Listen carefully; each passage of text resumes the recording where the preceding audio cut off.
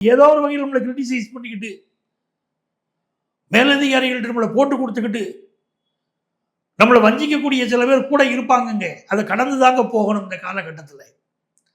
2ஆம் இடத்துல செவ்வாய் சனி உட்கார்ந்துருக்கிற போதுங்க வார்த்தைகள்ல கவனம் வேணுங்க. நம்ம நல்ல மனிதர்களாக இருக்கிறோம் என்பதை விட நல்லவர்கள் என்று பிறர் முன்னால் அடையாளப்படவும் அவசியம் தேவைப்படுது இல்லைங்க. அப்படி 2ல் செவ்வாய் சனி இருக்கும்போது கோபத்தை கட்டுப்படுத்திட்டா கும்பராசிக்காரர்களுக்கு பெரிய வளர்ச்சிங்க. இப்போ வருமானம் நல்லா வரும், நல்ல வேலை வாய்ப்பு கிடைக்கும். 6ஆம் இடத்தில் குரு பகவான் கடன் மட்டும் வாங்கிடக்கூடாது. கடன் வாங்கினால் கடன் பெருகும், கடன் வாங்க வைக்கும். கிரகங்கள் அதனுடைய கடமை அதை செய்யத்தாங்க செய்யும். நம்ம சூதானமாக இருந்துக்கிடணும். கடன் வாங்கக்கூடாது. கும்பராசிக்காரங்க கடன் வாங்காமல் இருந்தால் ஜெயிச்சிருவீங்க. அதே மாதிரி 6ஆம் இடத்துல போய் குரு உட்கார்றாரு. இந்த சுகர் கம்பெனின்னு பலருக்கு அப்படி தலை தூக்க ஆரம்பிக்கும். அப்போ உடல் நலத்தை நம்ம பார்க்கத்தான் வேணும். நமக்கு என்ன யோகம் தெரியுங்களா? நம்முடைய யோகாதிபதி சுக்கிர பகவான்.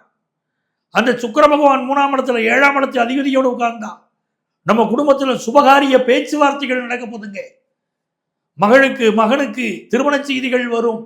நம்ம வீட்டில் நமக்கே திருமணத்துக்கு வரன் பார்த்துக்கிட்டு இருந்தால் வரன் கைகூடி வருங்க. அப்படிப்பட்ட ஒரு நல்ல நேரங்க உங்களுக்கு. பயணங்கள் வெற்றி